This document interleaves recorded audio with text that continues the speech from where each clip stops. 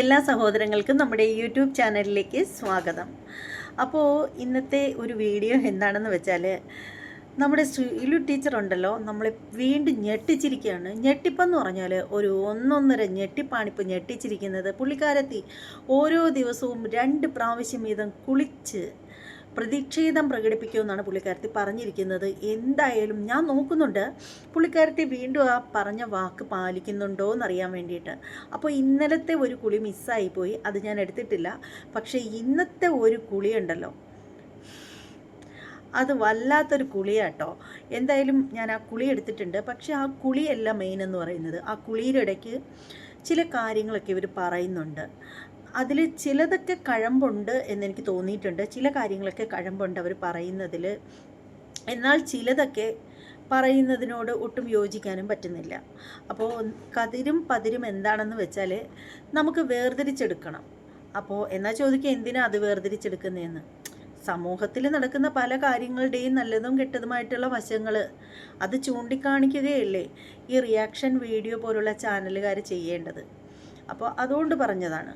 അപ്പോൾ എന്തായാലും ശ്രീലു ടീച്ചർ ഇന്ന് വന്ന് കുളിക്കുന്ന ആ ഒരു രീതി എന്ന് വെച്ചാൽ വളരെ മോശമായിട്ടുള്ളതാണ്. എല്ലാ ദിവസവും കുളിക്കുന്നത് മോശമാണെങ്കിലും അതുപോലെയല്ല, ഒട്ടും മാന്യതയില്ലാത്ത കുളിയാണ് നമ്മുടെ ശ്രീലു ടീച്ചർ കാഴ്ചവെച്ചിരിക്കുന്നത്.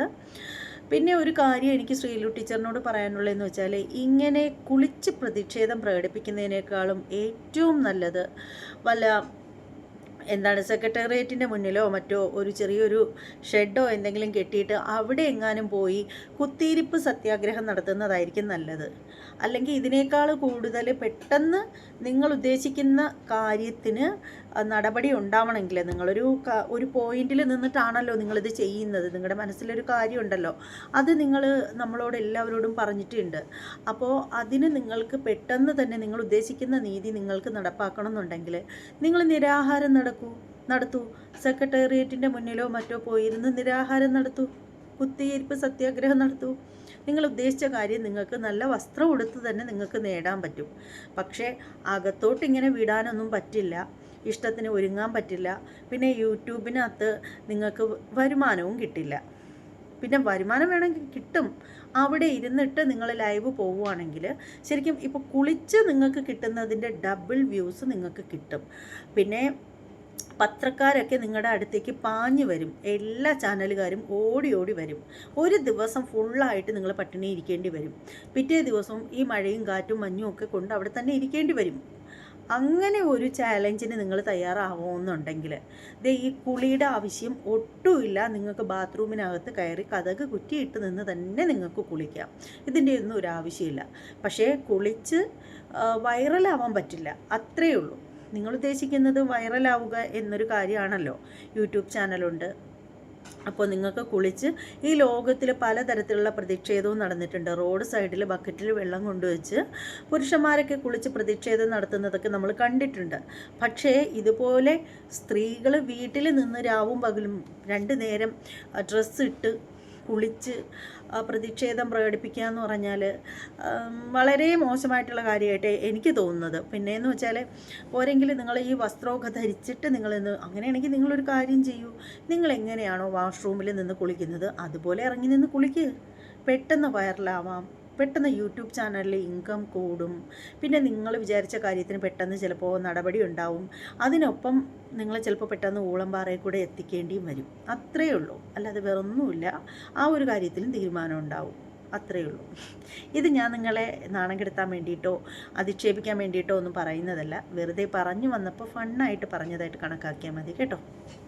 അപ്പോൾ നമുക്ക് നമ്മുടെ ശ്രീലു ടീച്ചറാണെങ്കിൽ പറയുന്നുണ്ട്, ശ്രീലു ടീച്ചറിൻ്റെ കുളി എടുത്തിട്ട് യൂട്യൂബ് ചാനലിലിടണം, അതും നമ്മളെ പോലുള്ള ലോക്കൽ ചാനലുകാർ ഇടണം എന്ന് പറയുന്നുണ്ടെങ്കിലും മറുവശത്ത് നിന്ന്, അതായത് ഈ വശത്ത് ഇങ്ങനെയാണ് അടിക്കുന്നതെങ്കിൽ മറുവശത്ത് നിന്ന് ഇങ്ങനെ അടിയും കൂടെ തരുന്നുണ്ട്. അതിൻ്റെ ഇടയിൽ ശ്രീലു ടീച്ചർ എന്നെ പറയുന്നുണ്ട്, എന്നെ വിറ്റ് അരി മേടിച്ചോട്ടെ പാവപ്പെട്ട യൂട്യൂബേഴ്സ് എന്നും പറയുന്നുണ്ട്. എന്തായാലും പുള്ളിക്കാരത്തിയുടെ പെർമിഷൻ കിട്ടിയിട്ടുള്ളതുകൊണ്ട് ധൈര്യമായിട്ട് പുള്ളിക്കാരത്തിയുടെ വീഡിയോ എടുക്കാൻ പറ്റും. അപ്പോൾ നമുക്ക് ഇന്നത്തെ സ്പെഷ്യൽ കുളിയിലേക്ക് വരാം. അമ്മച്ചി സാരിയൊക്കെ കൊടുത്താണ് കുളിയിലേക്കൊക്കെ വന്നിരിക്കുന്നത്. അപ്പോൾ അതുകൊണ്ട് അരോചകം തോന്നുന്നവരാരും ദയവ് ചെയ്ത് കാണാതിരിക്കുക.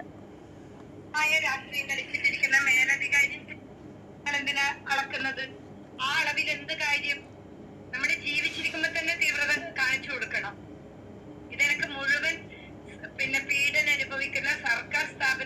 മൊത്തത്തിൽ ചോം പഠിച്ചാണല്ലോ ചേച്ചി വന്നിരിക്കുന്നത്.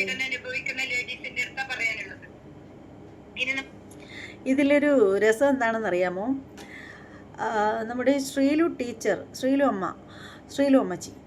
അമ്മച്ചി ഇട്ടിരിക്കുന്നത് എന്ന് പറഞ്ഞാൽ നല്ല ചുമന്ന കുപ്പിവള, ചുമന്ന ബ്ലൗസ്, ചുമന്ന മാല, കമ്മൽ ചുമന്നത്, എല്ലാം ചുമന്നതാണ്. ഇതിനിടയിൽ ലൈറ്റ് പിങ്ക് കളറുള്ള ഡ്രസ്സാണ് അവർ ധരിച്ചിരിക്കുന്നത്.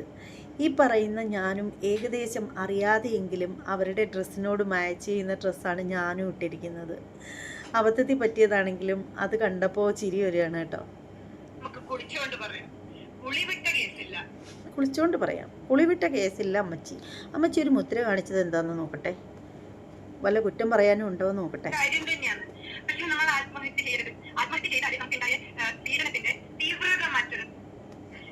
പിന്നെ തീവ്രത ഇളക്കേണ്ട തീവ്രമാപിനി ഒക്കെ ആയിട്ട് നേതാക്കന്മാരും പിന്നെ കൂടെ ജോലി ചെയ്യുന്നവരും എല്ലാം സർക്കാരിന്റെ പൈസ എണ്ണ അടിച്ചിട്ട് സർക്കാർ ബസ്സൊക്കെ ആയിട്ട് നമ്മളെ കണ്ടിട്ട് ഇങ്ങനെ വണങ്ങാൻ വേണ്ടിയിട്ട് നമ്മളെ തീവ്രത അളക്കുന്ന ഒരു ദിവസം അതായിരിക്കും. അല്ലെങ്കിൽ ആകെ കിടക്കുമ്പോ നമ്മളറിയാതെ നമ്മളെ തീവ്രത അളന്നിട്ട് വല്ല കാര്യമുണ്ടോ?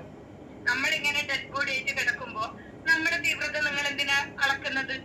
ആ അളവിൽ എന്ത് കാര്യം? നമ്മുടെ ജീവിച്ചിരിക്കുമ്പോ തന്നെ തീവ്രത കാണിച്ചു കൊടുക്കണം.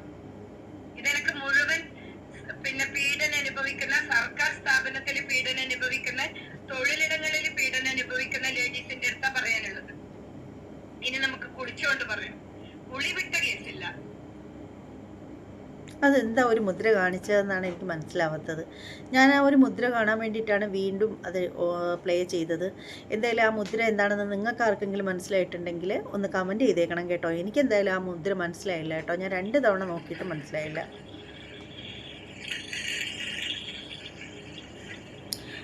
സത്യം പറയുകയാണെങ്കിൽ ചേച്ചി നന്നായിട്ട് കുളിച്ച് ഫ്രഷായി കുറിയൊക്കെ തൊട്ടതിന് ശേഷം പിന്നെ ഒരു കുളിയും കൂടെ ചുമ്മാ ആളുകളെ കാണിക്കാൻ വേണ്ടിയിട്ട്. കണ്ടില്ലേ, കുറിയൊക്കെ ഉണ്ട്.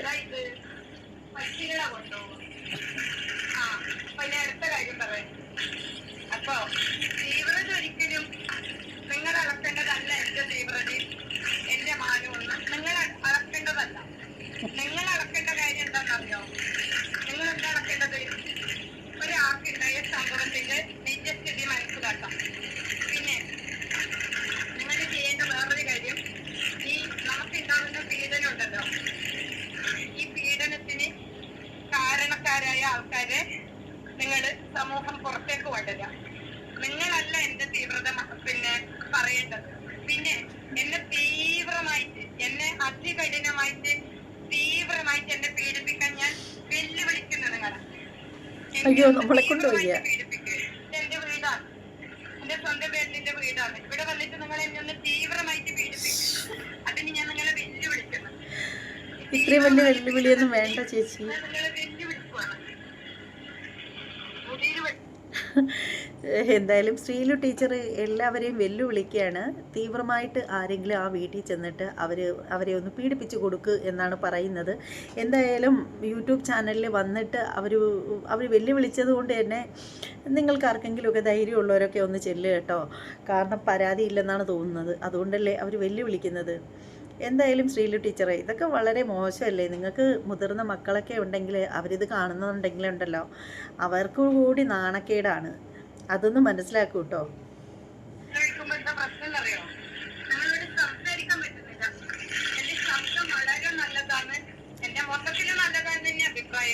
ശബ്ദം കുറച്ചും കൂടി നല്ലതാണ്, ക്ലാരിറ്റി ഉണ്ടെന്ന് എല്ലാവരും പറയുന്നത്.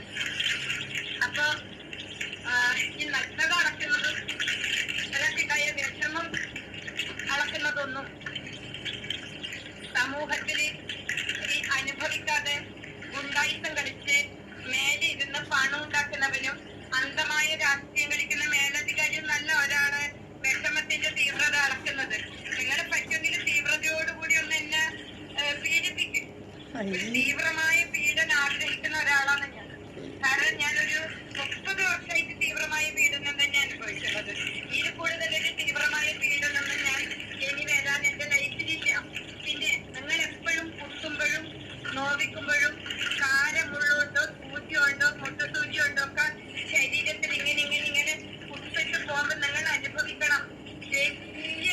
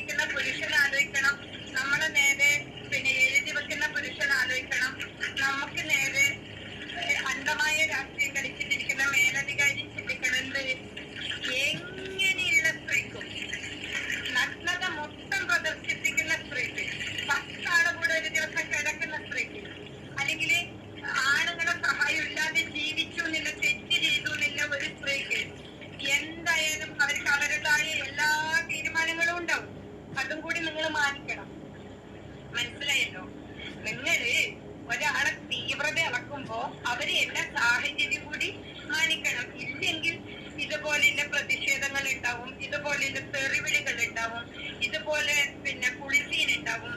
എന്റെ ചാനലില് ഞാൻ ഇന്ന് വരെ ഒരു കുളിസീൻ ഇട്ടിട്ടില്ല. മതിയല്ലോ, ഇപ്പൊ ഡെയിലി ഇടുന്നുണ്ടല്ലോ. ഞാനൊരു കുളിസീനേ ഇട്ടിട്ടില്ല. എന്റെ ചാനലിൽ ഞാനൊരു നഗ്നത ഇട്ടിട്ടില്ല. ഞാൻ എന്റെ പിന്നെ എന്നോട് ഒരുപാട് റെസ്പെക്ട് ഇല്ല കുട്ടികളെ മുന്നിൽ മിസ്സേ മിസ്സേ മിസ്സേ മിസ്സേ എന്ന് വിളിച്ചിട്ട് പേഴ്സണൽ കാര്യവും വിഷമങ്ങളും എല്ലാം പറയുന്നുണ്ട്. നമ്മുടെ കോളേജിൽ ഒരു ഷീ ഉണ്ട്. ആ ഷീന്റെ അടുത്താരും പോവാറുണ്ട്. ഒരു പെൺകുട്ടി ഒരു ദിവസം എന്നോട് വന്നിട്ട് പറയാ, മിസ്സേ എനിക്ക് ഇന്ന പോലെയൊക്കെ പ്രശ്നമുണ്ട്. ഞാൻ പറഞ്ഞോട്ട് ഇങ്ങനെ ഇന്ന ആളെടുത്ത് പറയണമെന്ന്. അവരങ്ങനെ കണ്ടാ വലിയ മൈൻഡൊന്നും ഇല്ലാന്ന്. അങ്ങനെ എന്നെ സ്നേഹിക്കുന്ന ഒരുപാട് കുട്ടികൾ ആ കോളേജിലുണ്ട്. അവര് ചില ചട്ടക്കൂടുകൾ കൊണ്ട് എന്നെ സപ്പോർട്ട് ചെയ്യാത്തത്, ചില ചട്ടക്കൂടുകളും ഉണ്ട്. അവരെല്ലാരും എന്നോട് പറഞ്ഞിട്ടുണ്ട്, സബ് ചെയ്തിട്ടുണ്ട് മിസ്സേ, വീഡിയോ കാണാറുണ്ട്, എന്തുകൊണ്ട് ലൈവ് ഇടാത്ത? ഞങ്ങൾക്കൊരു മോട്ടിവേഷൻ ആണ് മിസ്സിന്റെ സംസാരം. എന്തുകൊണ്ടാണ് ഞങ്ങൾക്ക് വേണ്ടി സംസാരിക്കാത്ത? ഞങ്ങൾക്ക് മിസ്സിന്റെ സംസാരം ഇഷ്ടമാണ്, എന്തുകൊണ്ടാണ് യൂട്യൂബിൽ വരാത്തതെന്ന് ചോദിച്ച് 100 കണക്കിന് കുട്ടികൾ എന്റെ സ്ഥാപനത്തിലുണ്ട്. അവര് ഇപ്പോഴും എന്നെ സപ്പോർട്ട് ചെയ്യുന്ന തന്നെ വിശ്വസിക്കുന്നത് ഞാൻ. അവര് പരസ്യമായിട്ട് വരാത്തത് ചില ഗുണ്ടകളെ പിന്നെ ഇഞ്ചക്ഷൻ കാരണമാണ്, ചില ഗുണ്ടകളെ നിർദ്ദേശകാരനാണ് അവരെ എനിക്കെതിരെ പ്രതികരിക്കാത്തത്. എന്റെ മക്കളായാലും എന്റെ ബന്ധുക്കളായാലും എന്റെ കുട്ടികളായാലും എല്ലാരും എന്റെ കാര്യം മനസ്സിലാക്കുന്ന ഒരു ദിവസമുണ്ട്.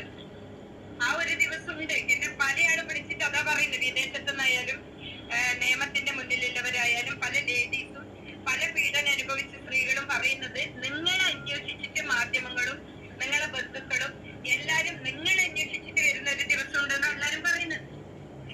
ആ ഒരു ദിവസത്തിന് വേണ്ടി തന്നെയാണ് ഞാൻ ആത്മഹത്യ ചെയ്യാത്തതും പിന്നെ നാട് വിടാത്തതും.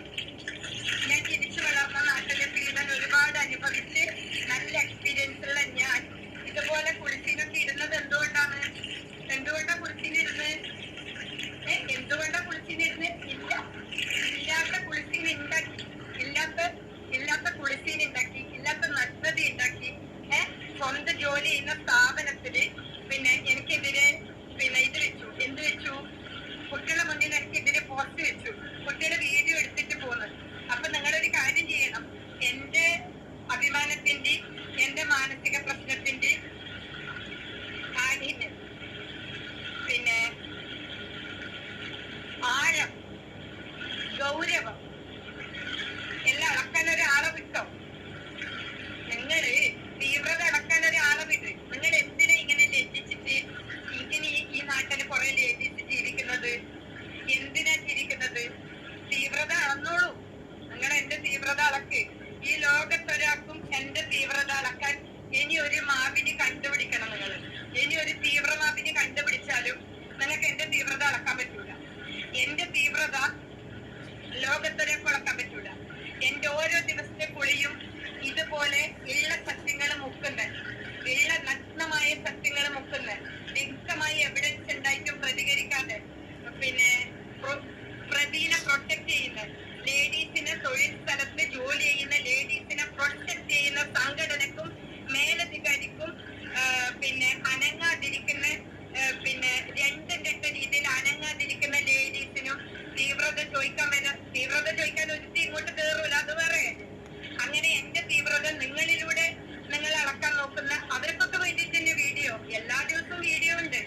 അത് കുളിച്ചോണ്ടും പിന്നെ നിങ്ങൾ ഉദ്ദേശിക്കുന്ന നഗ്നത കാണിച്ചോണ്ടും ആണ്. കാരണം നിങ്ങൾ പറഞ്ഞ നഗ്നത എന്റെ യൂട്യൂബ് വീഡിയോയിൽ എവിടെയില്ല. ഇപ്പൊ ഒരു 10 ദിവസമായിട്ട് കുറച്ച് നഗ്നത ഉണ്ടെങ്കിലും, കുറച്ച് കുളിസീൻ ഉണ്ടെങ്കിലും, കുറച്ച് വള്ളുകാരിറ്റി ഉണ്ടെങ്കിലും നിങ്ങൾ സഹിച്ചോ, നിങ്ങൾ കഴിയുന്ന പോലെ ചെയ്തോ. എനിക്കത് എന്റെ ജീവിതത്തിൽ ഒരു വിഷയമേ അല്ല. ഞാൻ ഒരുപാട് ചിത്രലേഖമാരി, ഒരുപാട് പിന്നെ കോഴിക്കോട് ഒരു ലേഡി ഉണ്ടായിരുന്നു, അവരെ പറമ്പിലെ തേങ്ങ വരെ പറിക്കാൻ പറ്റാത്ത. നീലേശ്വരൊരു ലേഡി ഉണ്ടായിരുന്നു, അവരെ പറമ്പിലെ തേങ്ങ പറിക്കാൻ പറ്റാത്ത. അവരെ പറമ്പിലെ തേങ്ങയെല്ലാം മറ്റാരോ പറിക്കുന്ന ഒരു സമൂഹം. കോഴിക്കോട് മുന്നേ ഒരു ലേഡി ഉണ്ടായിരുന്നു. ഞങ്ങളുടെ നാട്ടിലൊരു ചിത്രലേഖ ഉണ്ടായിരുന്നു. ഇന്നും അവരുടെ ഇരകളാണ്, നീതി കിട്ടാത്ത ഇരകൾ. ഞാൻ ആരോടും പരസ്യമായിട്ട് പ്രതിഷേധിക്കാൻ പോയിട്ടില്ല, ഞാൻ ആരും ഉപദ്രവിക്കാൻ പോയിട്ടില്ല, ഞാനായിട്ട് അങ്ങോട്ടൊന്നും. അങ്ങനെ എന്തായാലും നമ്മുടെ ശ്രീലി ചേച്ചി കുളിച്ചുകൊണ്ടേ ഇരിക്കുകയാണ്. ഓരോ ദിവസവും കുളിക്കുന്ന വീഡിയോകൾ പുള്ളിക്കാരത്തി ഇട്ടുകൊണ്ടേയിരിക്കും. അപ്പോൾ നമ്മളും അതിനിങ്ങനെ വാച്ച് ചെയ്തുകൊണ്ടേയിരിക്കും, നമുക്ക് കാണണ്ടേ. പിന്നെ അത് മാത്രമല്ല കേട്ടോ, ഇതിൻ്റെ ബാക്കിൽ വേറൊരു വീഡിയോ ഞാൻ ഇട്ടിട്ടുണ്ട്. ഈ ശ്രീലു ടീച്ചറിൻ്റെ ഈ ഒരു കുളിയിൽ തന്നെ ലാസ്റ്റ് ഭാഗത്ത് അവർ ചില കാര്യങ്ങളൊക്കെ പറയുന്നുണ്ട് കേട്ടോ. നമുക്ക് കേൾക്കുമ്പോൾ മനസ്സിൽ തൊടുന്ന രീതിയിലുള്ള ചില അനുഭവങ്ങൾ അവർ പറയുന്നുണ്ട്. അതുകൂടി ഞാൻ ഈ ഒരു വീഡിയോയിൽ ഉൾപ്പെടുത്തുന്നില്ല, കാരണം ഇപ്പോൾ തന്നെ വീഡിയോ ഒരുപാടായിട്ടുണ്ട്. അപ്പോൾ വെറുതെ ലെന്ത് കൂട്ടണ്ടെന്ന് കരുതിയിട്ടാണ് ആ ഒരു വീഡിയോ ഞാൻ നിങ്ങൾക്കായിട്ട് സമർപ്പിക്കാം. പക്ഷേ ഈ ഒരു വീഡിയോയുടെ നിങ്ങളുടെ അഭിപ്രായം എന്താണെന്ന് വെച്ചാൽ നിങ്ങൾ കമൻറ്റ് ചെയ്തോളൂ. ഇവർക്ക് എന്തൊക്കെയോ ബുദ്ധിമുട്ടുകളൊക്കെ ഇവരുടെ ലൈഫിൽ ഇവർക്ക് നേരിടേണ്ടി വന്നിട്ടുണ്ടെന്ന് തോന്നുന്നു. അതേക്കുറിച്ചൊക്കെ നമുക്ക് വരും ദിവസങ്ങളിൽ വിശദമായിട്ട് ചർച്ച ചെയ്യാം. ഇനി നമ്മുടെ ചാനൽ ഇതുവരെയും സബ്സ്ക്രൈബ് ചെയ്യാത്തവരൊക്കെ ഉണ്ടെങ്കിൽ ഒന്ന് സബ്സ്ക്രൈബ് ചെയ്തോളൂ. ബെല്ലൈക്കൺ കൂടി ഒന്ന് പ്രസ് ചെയ്യാനും മറക്കരുത്. ഇനി മറ്റൊരു വീഡിയോയുമായിട്ട് വരുന്നത് വരെ എല്ലാവർക്കും ബൈ.